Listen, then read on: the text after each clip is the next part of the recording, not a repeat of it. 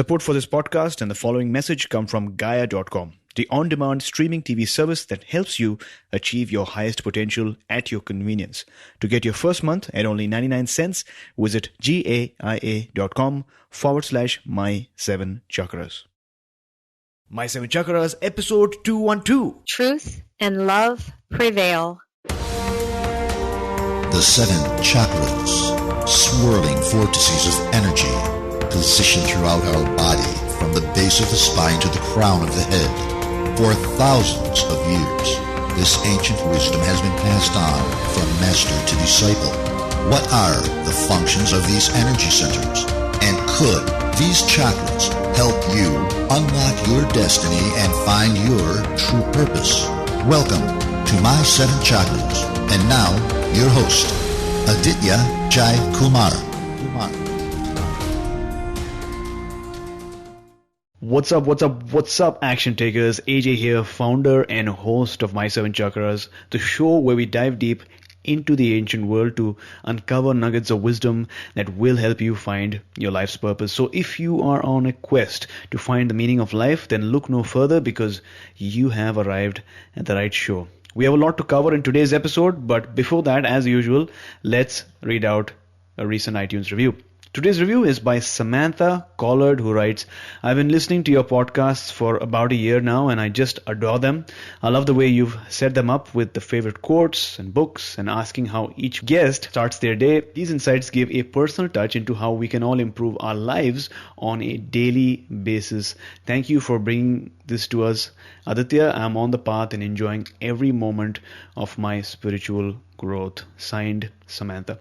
Action Tribe, if you want me to read out your reviews as well, all you need to do is share your thoughts, your ideas and views about the show in the form of an iTunes or Google review. To write a review, simply go to the page where you listen to my episodes, hit the review button and then hit write a review. It's super simple, and remember that every review counts. And remember, we can also connect on Facebook or Instagram. My handle is @my7chakras. And with that out of the way, we are now ready to bring you our featured guest for today, Terrie Christine. So Terrie, are you ready to inspire?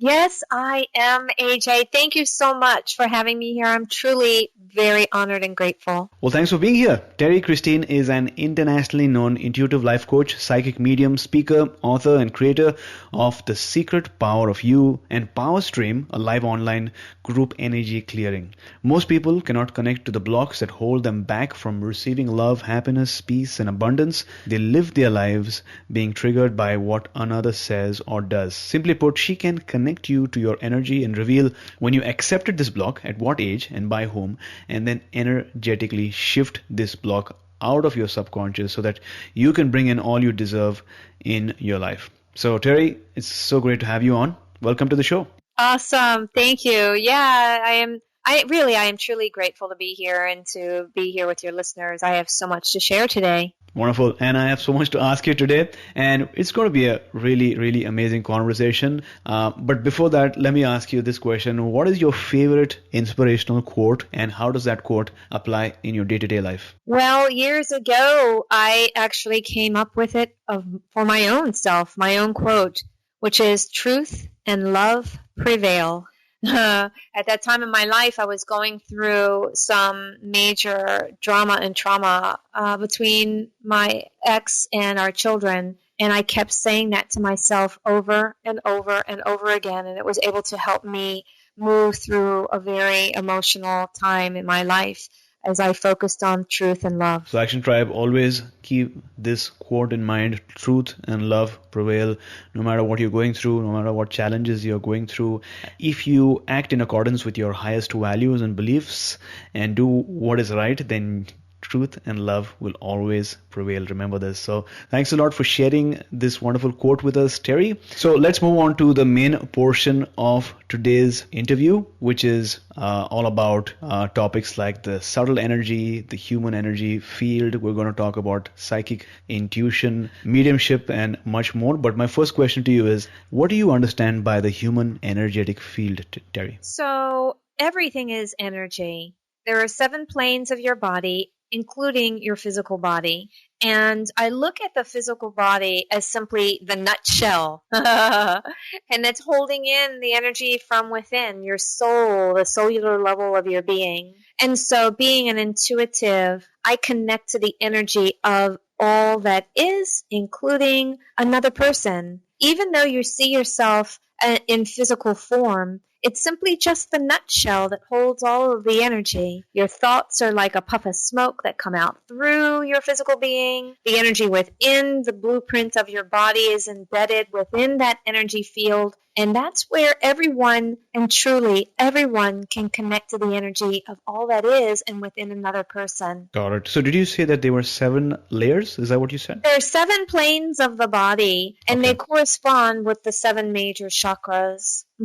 So an example, AJ, is, when you can walk into a room after an argument and some people say, man, what just happened in this room? I can feel something going on. Within one of the 7 planes is the emotional field. And what happens is that when you expand that energy and dump that energy within that emotional field, it's expanded like within 3 feet of your body, depending on how close people keep their emotions. And so when you step into a room and when someone says, man, I can feel something, they're actually feeling the expanded emotional field of a person. Got it. So you said depending on how close people hold their emotions, right? So the assumption is that there's some people who keep their emotions close, whereas some people who hold their emotions away, right? So could you give us an example of how this happens, or maybe in day-to-day life? Yeah. So you might have someone who went through a major breakup, and they are saying to themselves, I'm never going to allow that to happen again. So they'll pull their energy tight within their being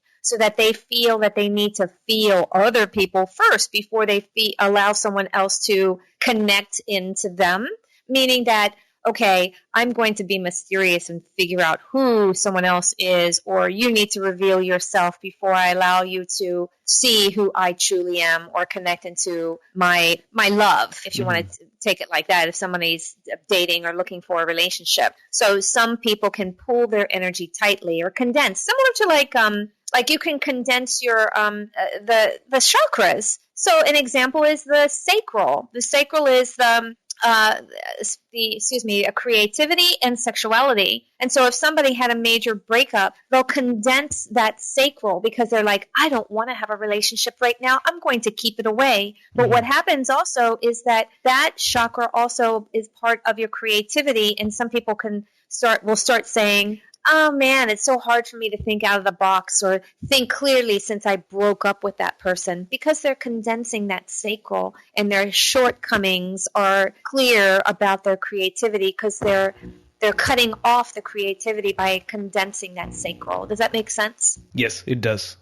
So on one side of the spectrum, you have people who, like you mentioned, are absorbing or keeping their emotional auras to themselves, or even for that matter, the sacral chakra. What happens on the other side of the spectrum? So if it's expanded, I love that one. So I tell anyone that after a breakup, try not to condense that sacral, expand it. Feel that orange glow within a room, when you come in, because, you have a choice to say no. So if your sacral is wide open, you're going to notice that, if you're a woman, men are smiling at you or winking at you. You simply say, thank you, and walk away. Or they can hand you their card or their phone number, and you just simply thank you and throw it away. It's your choice on how you respond to it. So you'll find maybe more attention, but that doesn't mean that it's unwanted for them or yourself. It simply means that you smile, you welcome it, and then you choose to do whatever it is that you want to do with it. And the same thing with your creativity. Being part of the sacral, when it's expanded,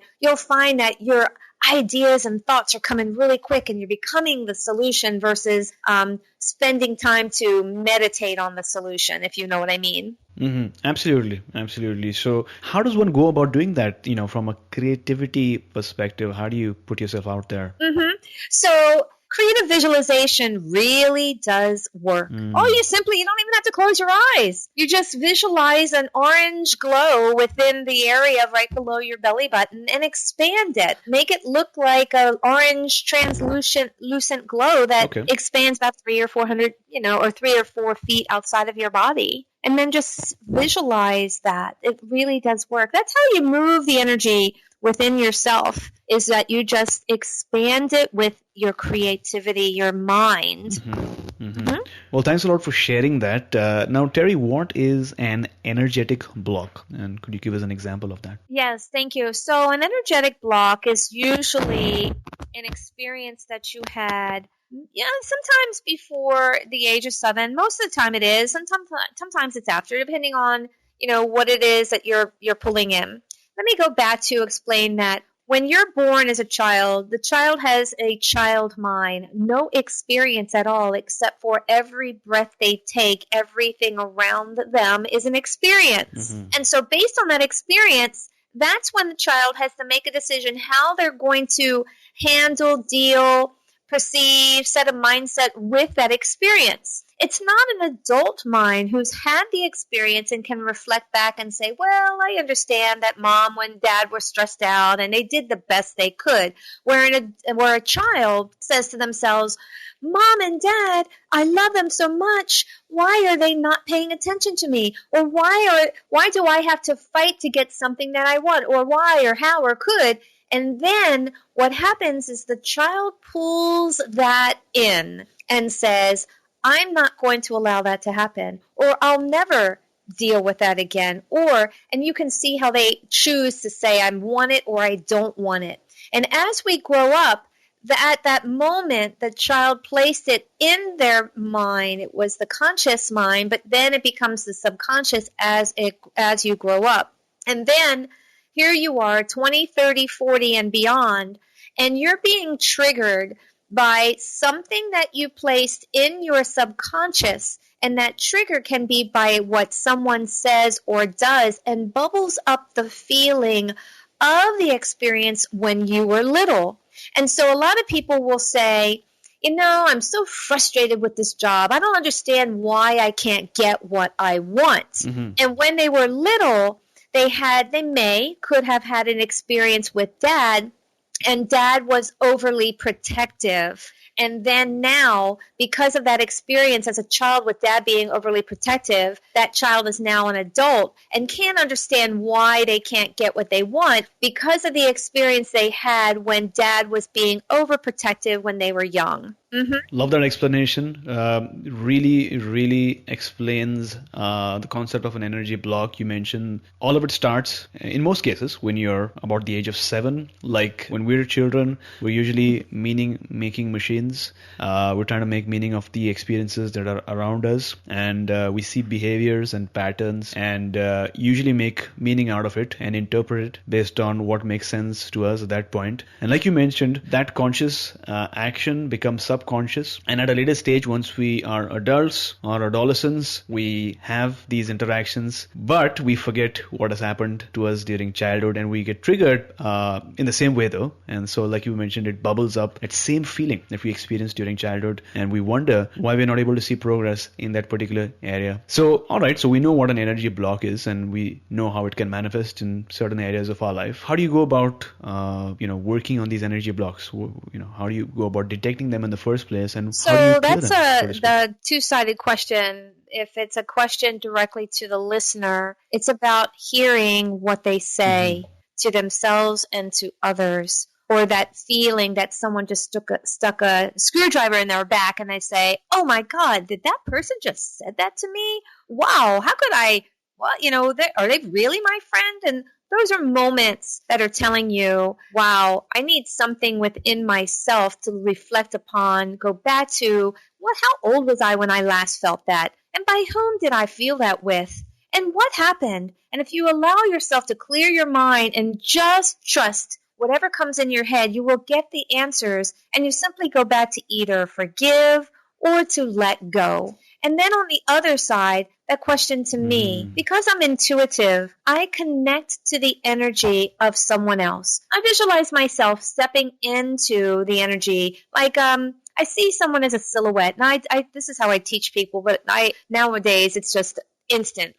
You blink an eye and I'm part of your energy. But so sure. I step into a person's energy, and what'll happen is I'll instantly feel my chakras either condense or expand. And because I've been doing it so long, I see patterns in people. An example is that I could step into your energy and all of a sudden I'll feel like heaviness or thickness or butterflies in my stomach. The solar plexus, is the portal of emotions. And when I feel that heaviness or anxiety in my stomach, that's fear. Or I could feel my throat constrict. That tells me the person restricts themselves from speaking their truth. They may be an introvert or they're very selective with their words.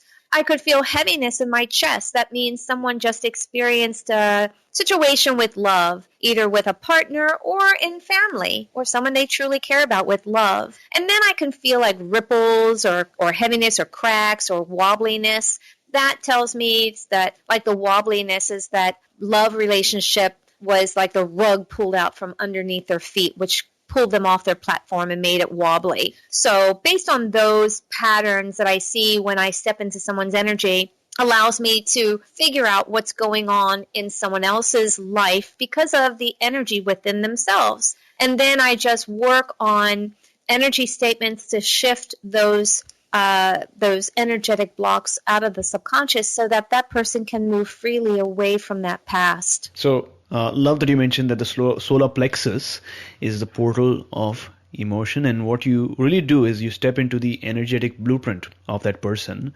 And initially it was at the stage of when you were learning, but now it's more intuitive, right? It happens to you intuitively, and you intuitively sense what's going on with them, and then you sort of give recommendations or give them exercises or help them work with that particular energy block.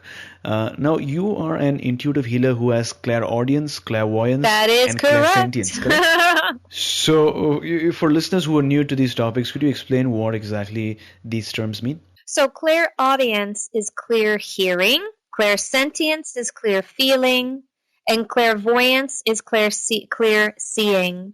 And so when I work with a person, I will say, give me a minute, I'll connect to their energy, I'll close my eyes, and I'll see a movie in my head. I may hear words or full sentences or as if someone is standing next to me speaking to me. And I'll feel within myself what's going on.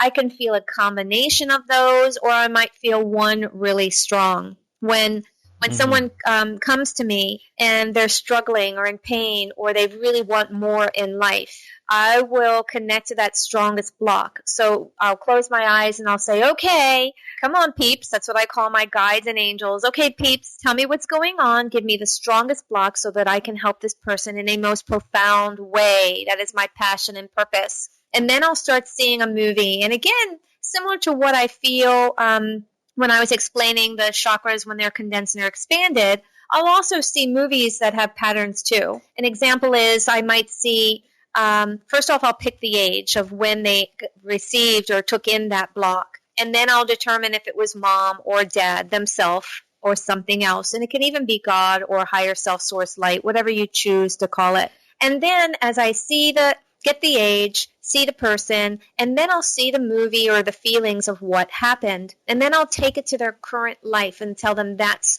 what's keeping them from moving on.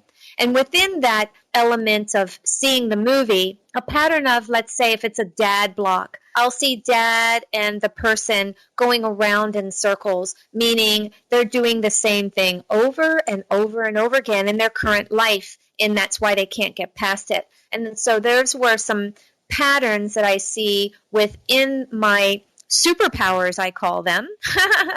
And then I take it to telling them the story and then how it relates to their personal life, and then do the energy statements. And they don't have to tell me anything. I don't want to know anything about their life. Just their first name is fine with me. And then I connect to all of that. Because when I so-called, quote, unquote, prove to them, I know exactly what's going on. And if they tell me nothing, they can't deny the fact that I know when I tell them they're struggling with resentment from dad or not feeling good enough. And that's where the key elements, that open relationship of trusting comes in, when I can give them proof that I'm connecting directly to their blocks. Got it. So I love your approach. You first, in fact, you don't even need a lot of information from them, right? You just need their name, and then you work with your peeps, so to speak, into building that trust with the person who you might be working with. And once you are able to tell them certain blocks that they might be already facing, that's when they are able to believe and take the relationship to the next level. But these are obviously gifts that you have and that you're using. Were you always aware of your gifts? And how did all of this begin for you? How did the intuition journey begin for you? Thank you so much. Everyone has these gifts. Some people call them coincidence. Some blow it off and say, oh, that's just whatever it is. I wished upon it, or I thought it when that thought came in. I created it, when it's actually the energy all around you, your guides, your angels, and the energy within and outside that's helping guide you. And so when I was 8 years old, I was walking across the street and I was hit by a car. I was thrown 25 feet and landed on my face. I broke my jaw in 3 places, in the worst places a person could ever break their jaw. Lacerated my liver, bruised my spleen, dislocated my left arm, and I was in a coma for 10 days. When I came out of the coma, I felt my life was a sea of magnificent manifesting. But as a child, you just think, it's all normal. If you want it, you get it. And so as I came into this world, I was born to 2 parents who were teenage parents. There were 3 kids, me, my sister, and my brother. And my parents were 19 years old, and we were not triplets.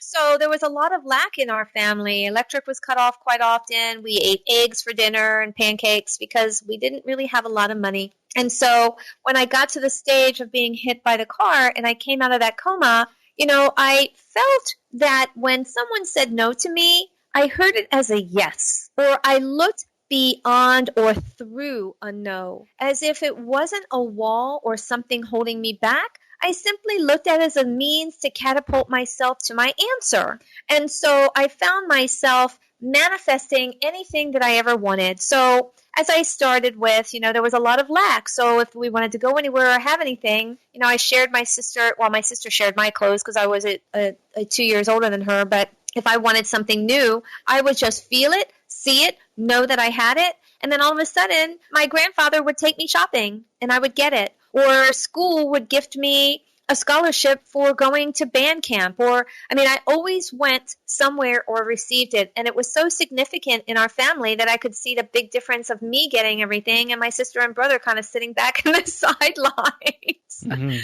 But as a child, you don't think that I can't have it or I don't have any money. It's only what your parents are telling you. And so I didn't allow my parents to tell me what I could have or couldn't have. I just felt that I could have it all, and I created it. So as I was growing up, I was able to manifest all these magnificent things. And then a couple of profound things happened in my life. As I was getting older, I was in my 30s, and I was in a relationship for 14 years. It was not the greatest relationship. There was a lot of lacking in love. I love this man so much that I gave everything and every bit of my soul away to him to prove to him how much I loved. And at the end of this 14-year relationship, I woke up 3 months before the end of the relationship at 3 a.m. crying like every other night for that past year. And I pulled myself out of that bed and I crawled into the bathroom and I laid on that cold tile floor. And I'll never forget this. I remember feeling cold and hot at the same time. And then all of a sudden I was crying hysterically and just saying to God, I'm done. If I cannot have love in this marriage, in this life, I don't want anything else. I had 2 beautiful children, but I felt like I had nothing. And I laid there and I said, take me, I'm done. And I remember feeling this sense of calmness. And I started to float. And I could see stars so close. I could touch them. And I had this damp taste in my mouth. And I just saw this vast darkness that was so just infinite. And then I'll never forget when I heard those words, love will come. It echoed through my entire being. I knew that element of God just spoke to me, and it just renewed my faith in saying, I know I've got love. It's like right there. He told me. And I woke up, and I literally got off the bed. I went back to bed, off the floor. I went back to bed, and the next day I knew my entire life was changed. I felt this sense of purpose, of love, of knowing that, yes, it's there. And then I just read. I read 4 or 5, and I'm not joking, books at a time. I'd have stacks of them laying at the end tables. I was reading constantly. Then I decided, let's notch it up. So I started taking Reiki and essential oils and crystals. And then I'm like, I need more. And I started training with the masters. And the more I got involved, the more I felt that I had purpose. I had that love. And it all was from within. That love was blossoming in my heart, and that I loved myself so much that I was able to pull away from that relationship and then supersize myself to be where I am today. I help people in the most profound way all around the world. And if it wasn't for being able to dig deep into that pain and step into it and tell God, I am so done, I was able to connect directly to receiving that message and catapulting myself to this life that I live today. Well, thanks a lot for sharing that story with us of how you were hit by that car when you were 8 years old, and then you were flung 25 feet, and you were in a coma for 10 days, which I'm sure your family was really worried and your friends were really worried as well. But then you came out of that coma with a new level of possibility, it seems. So what do you think happened to you during the coma? Why do you think you were so different when you came out of that coma and all of a sudden you felt a new level of possibility and you were able to manifest things like your siblings couldn't, but you were able to do that? So what do you think happened to you during the coma? So when you're in a coma, you are in that vast sea of energy.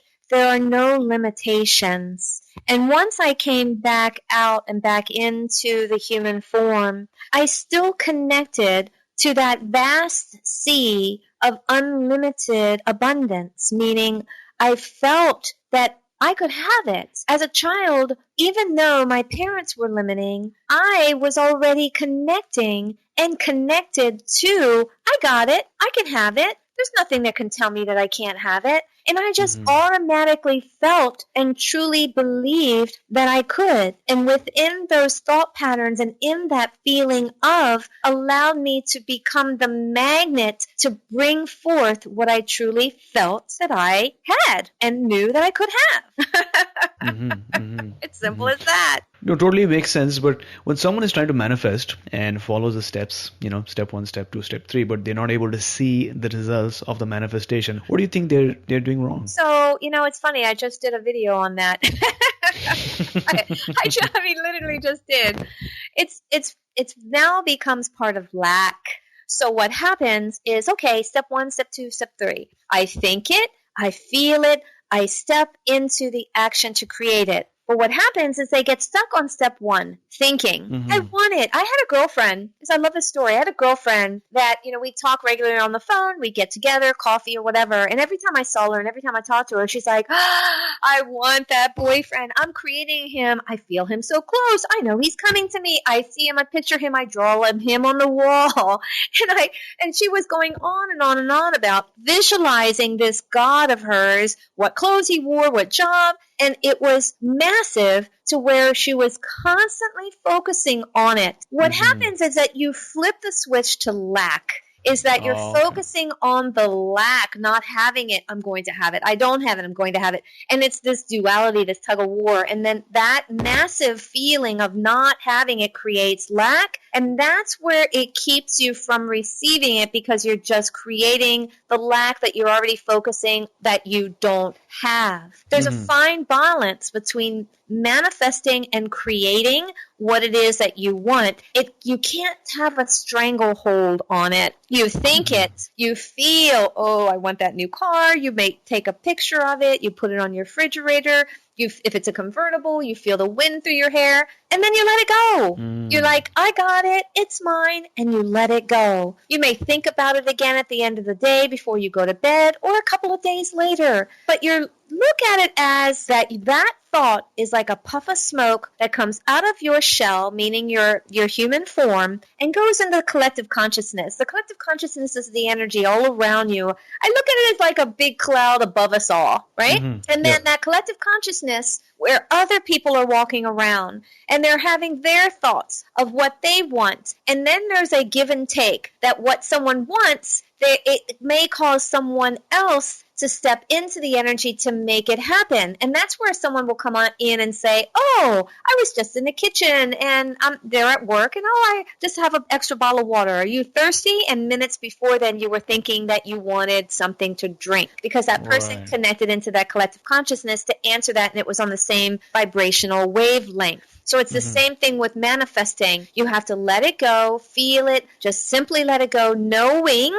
within your trust and knowing within that guidance system of who you are that yes, it is yours, you deserve it, it can happen to you, and let go of the limiting beliefs. Because there's a little caveat to that where if you have a lot of limiting beliefs growing up that you're not good enough, or that money doesn't grow on trees because your dad told you 1,000 times a day. And then that's where you have to clear those limiting beliefs that everything is energy. You deserve anything that you want. You're living in service. You're a heart-centered individual because you're here listening to this podcast. And you can manifest magnificently. I think that's such an important point to remember, Action Tribe, when you are trying to manifest something, when you write it down or when you journal it and then you experience the emotions of whatever that thing you want, make sure that you're not attaching too much want or need to that particular goal, whether it is a new job or whether it's a new house or a new business, whatever it is. Make sure that you feel the emotions and you can revisit that from time to time, but make sure that you also let it go so that it can become a part of the collective consciousness. And that's where the universe works on manifesting your goal. Now, Terrie, you also teach people how to increase their vibrations to manifest at a higher success rate. Is that correct? That's absolutely correct. So any other insights about what people can do or not do in order to manifest at a higher rate? There are just a few really simple, easy processes. First off, live in your truth, meaning that you must speak your truth. You must want to know the truth. It's funny, I was just working with a client in my 12-month program, and I was teaching her how to use the pendulum. So I said, okay, what question do you want to ask that is, going to be that you'll want the truth? He goes, oh, I don't know if I want the truth. I'm like, delete, delete, delete. You want the truth in everything. It's our perception of what we think that truth is going to be hurtful or not, that you have to understand that other people have their truth. And then an example is a relationship. And so let's say that other person is not that much into you, but you're really digging them and they're just grooving your groove and you're just hoping that they're going to connect to you and they don't. It's just their truth. They feel that whatever it is that you're providing is not that connection to their cellular level. And you must be able to respond to their truth too, meaning that be grateful that you had that opportunity, be grateful that you see it, and then honor that other person. Say, I'm really sorry that it didn't work out the way, but you know what? It's okay. And move forward and freely from that. So trust within yourself, live in your truth. And then, as I said, was trust. Trust is really, really big too. So as I teach people to dig deeper into their own intuition, that feeling of, oh, that was a coincidence, is truly not a coincidence. You created that with your mind, your thoughts, your actions, and the energy around you. And trust that that is going to work to the best and highest good. For whatever it is, you may feel uncomfortable in the end. However, it may be a door closing, but there's 5 or 6 that are opening massively for you to receive what it is that you're truly wanting. Let go of the limiting beliefs or the limits. Some people say, here's a really good example. I want a new pair of shoes, and I would like to have a pair of Jimmy Choo shoes. And a lot of people, if you know that brand, will think, oh gosh, that's too expensive. I could never afford that.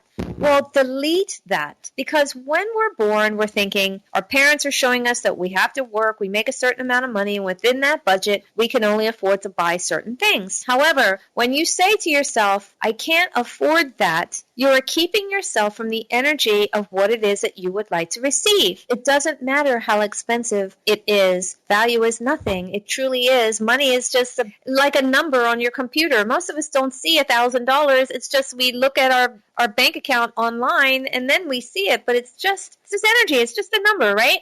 And so go beyond what you think that's too expensive and say, I'd like to have that, and I'm going to manifest it. Do you understand that there are many different ways that you can manifest those Jimmy Choo shoes? And I'll give you some examples. Let's say you work a 9-to-5 job. You come to work, and someone cleaned out their closet, and they bring all their shoes to work. And that happens quite often, because I used to do that when I worked at a 9-to-5. I would bring the things that were gently used because I didn't want to throw them away. I felt that someone else could use these fabulous, wonderful gifts that I gifted myself. And then I would bring them and say, they don't fit me anymore. They don't work. I don't like them. That's a different color. And I would give them to whoever at work, and they would just scoop them up. And so you could get those Jimmy Choo shoes by someone cleaning their closet. Or you could walk into a consignment store and there's your size and they're gently used. Or you could find that you go to a girlfriend's house and you're a guest. You're with your girlfriend and they go to another person's house. And the person's like, oh my God, I got bags of shoes and I'm getting rid of them. Do you see there's so many different ways that you can receive what it is that you want without having to put the limitation that you have to have X amount of money in the bank to receive it. So when I say trust beyond what you know, trust beyond what you see, trust beyond what you hear, move into the energy of trusting all that is and allow yourself to live in truth. Those are two of the really biggest things that will allow you to manifest in a supersized way. Love that. So Action Tribe, two things over here: live in your truth and trust in the process, and trust that whatever you want, whatever you're visioning for, or whatever your goal is,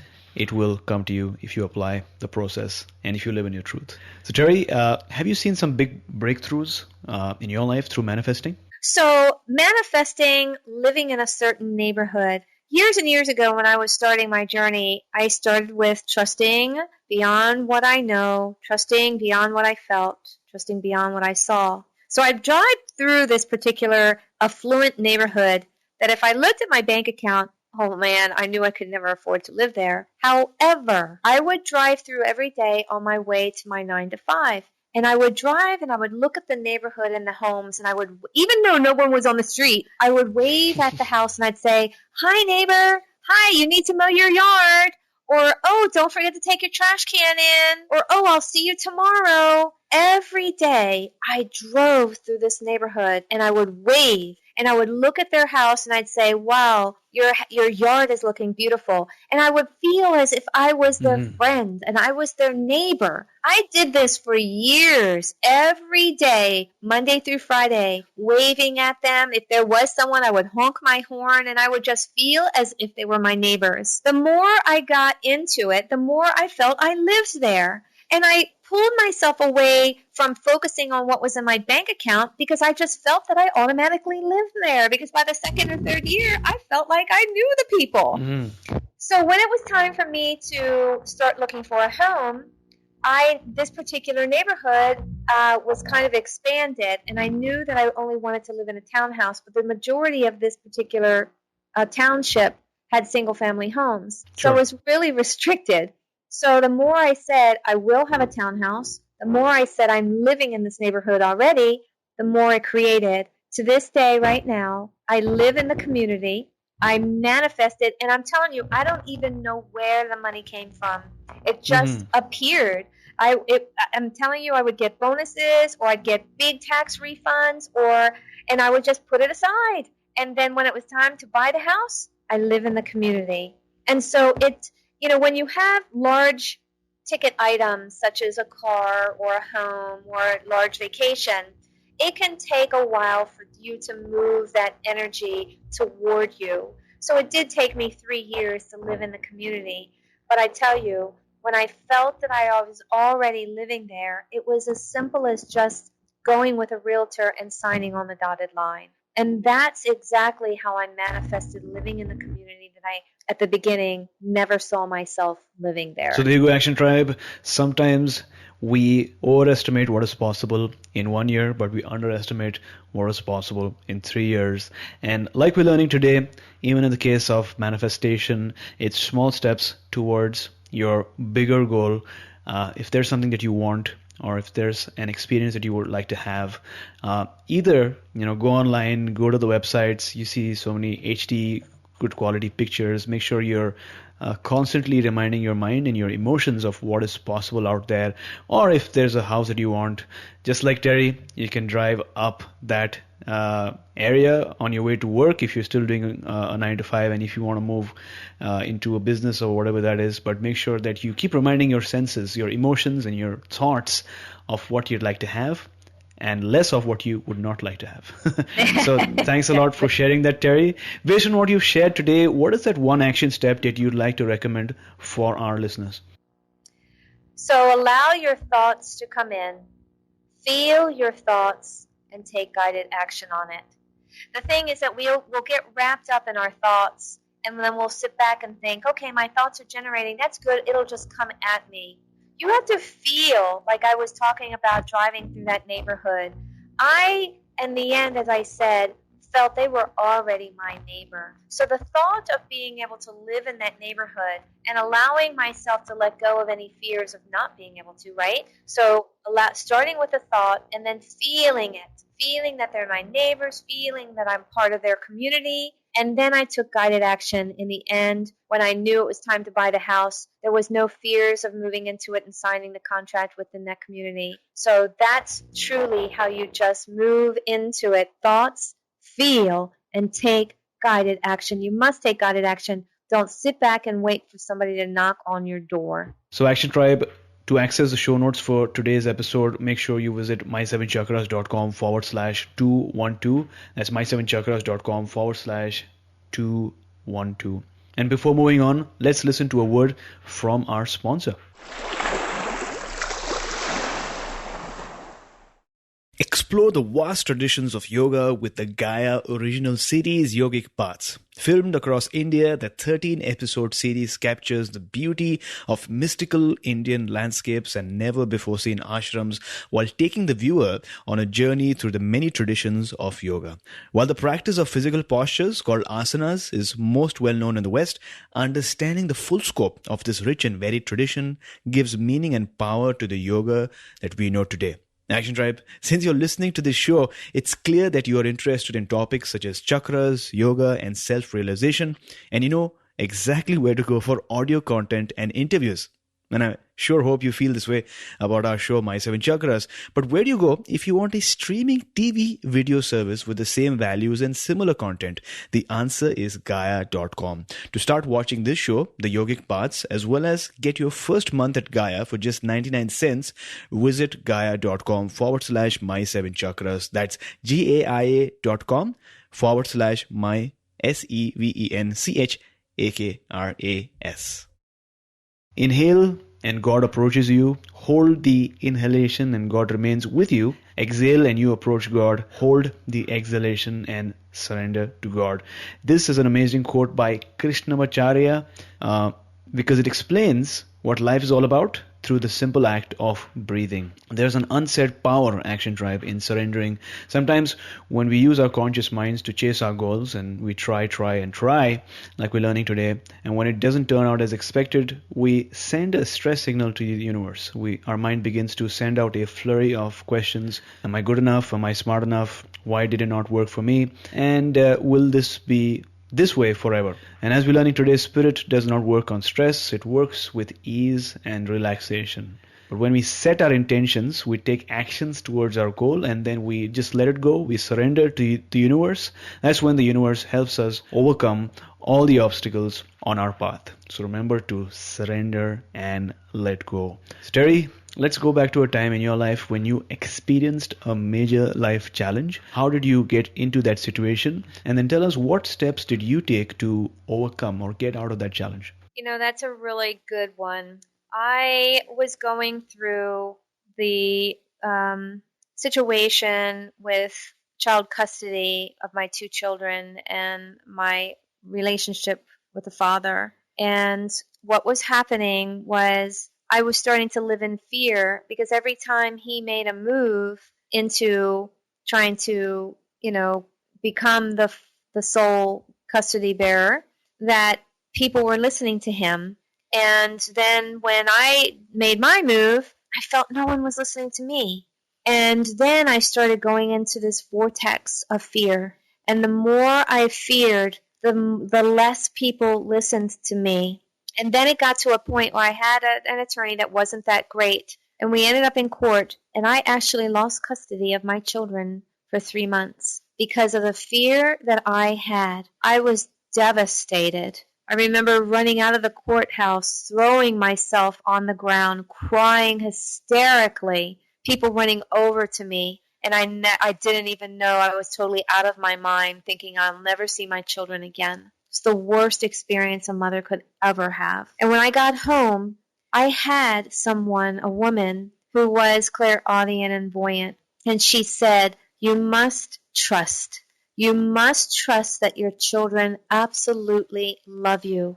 You must trust that everything is going to be okay. You must trust and let go of what you think that people are not hearing you. It took me 3 months and every ounce of energy and power within my soul to trust and know that I would get my kids back, and I got them back.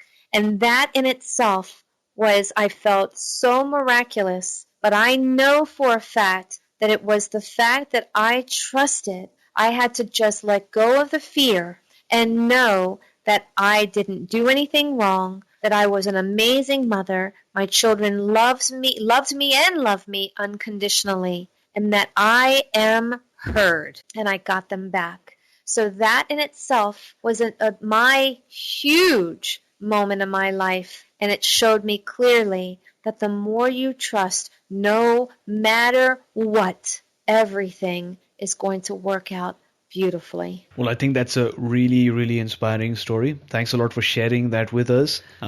What is that one major life lesson that you'd like to share with our listeners from your story? In just one sentence, if possible. To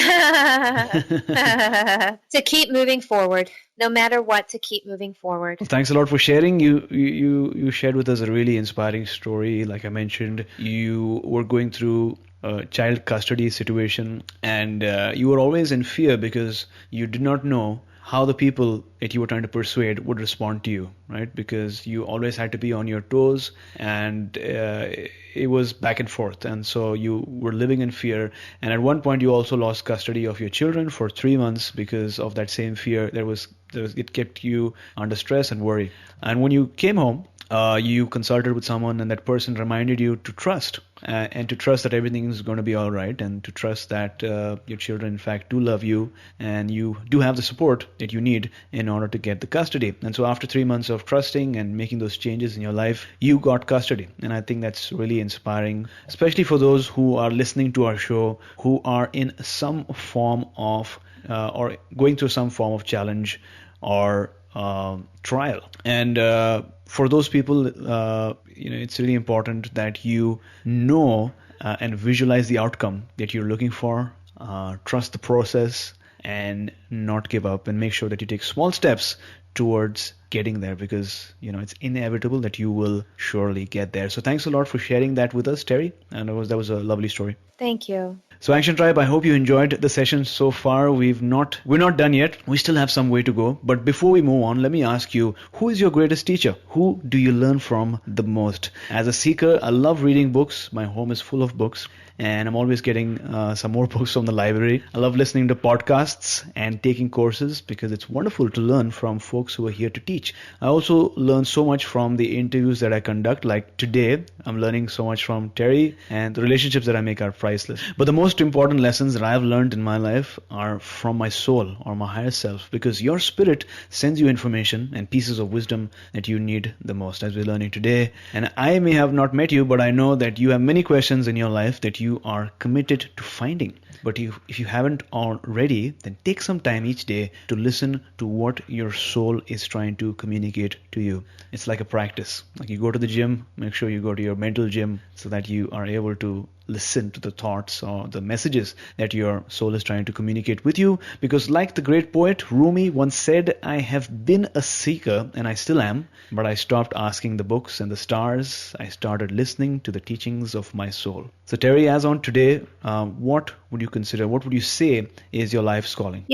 After experiencing many of the ups and downs, dramas and traumas that we consider as in some of the day-to-day life, I can say that where I am today is my passion and purpose. That I know that when I lived through that 14-year relationship, I lived outside of myself.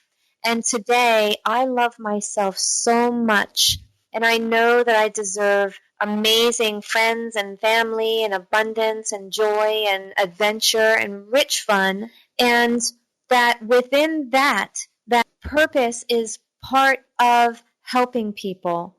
And when I am, doing my intuitive life coaching and my psychic stuff and even my mediumship stuff, that when I'm working with a client and the thrill or the passion or the release of crying or connecting and saying, you are right on, my heart expands with complete compassion, knowing that I was able to help someone in such a profound way. So I know that where I am and what I'm doing is totally my passion and purpose. Well, thanks a lot for sharing. Action Tribe, it is time for the wisdom round, which is all about 4 questions, Terrie, that need 4 action-packed and actionable responses. So the first question is, what is the best advice that someone has ever given you? Trust. Great. Trust. You gotta trust. And there was a lot of things, that I didn't trust, and trust. So name a personal habit that keeps you going. It's funny because when I wake up in the morning, I set an intent, or let's say, like if I'm tired, there's sometimes, having your own business, we stay up pretty late, and I wake up and I'm tired. So instead of saying I'm tired, I say I'm fully rested.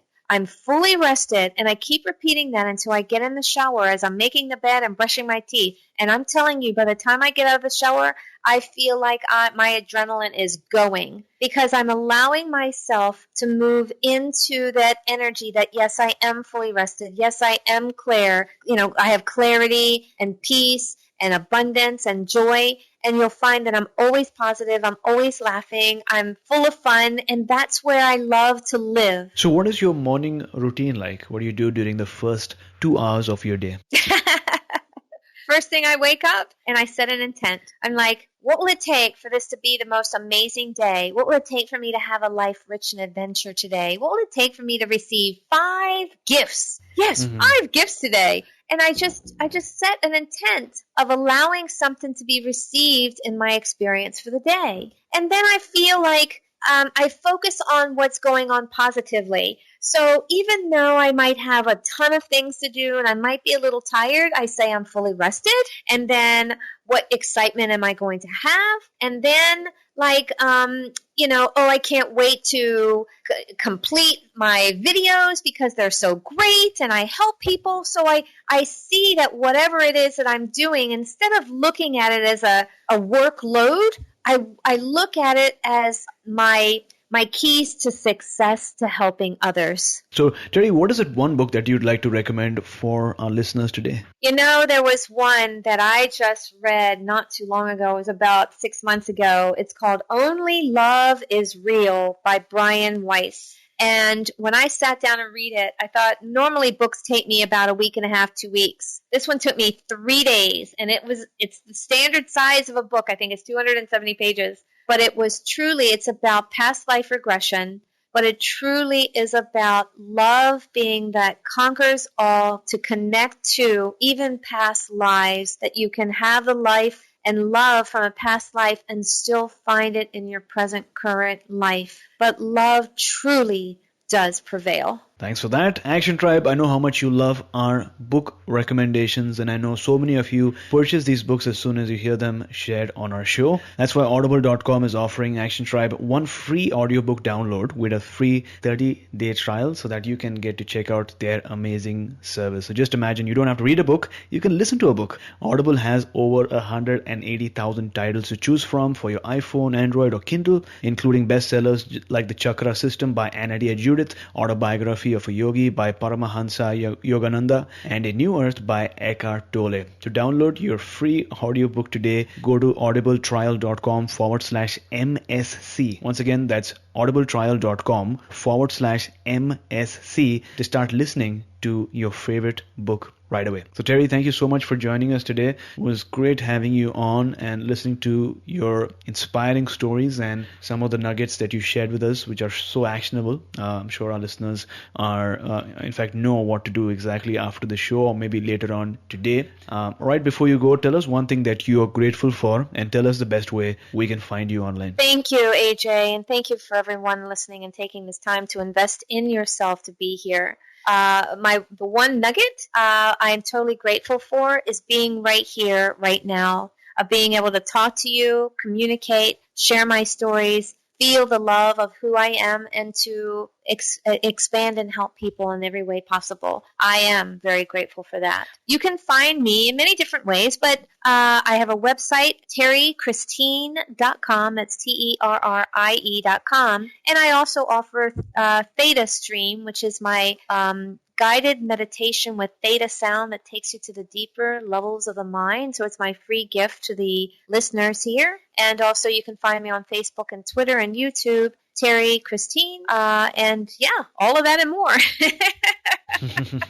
Well, there you go, Action Tribe, terriechristine.com. We'll have the link in the show notes as well. Terrie, thank you so much for coming on our show, talking to us about things like energy healing and psychic mediumship, intuition, and so many other interesting topics, and taking us one step closer to a human revolution. Thank you, AJ, and thank you so much. I'm grateful. You are listening to My Seven Chakras. Go to mysevenchakras.com. Download your free gift, get inspired, and take action. Transform your life today.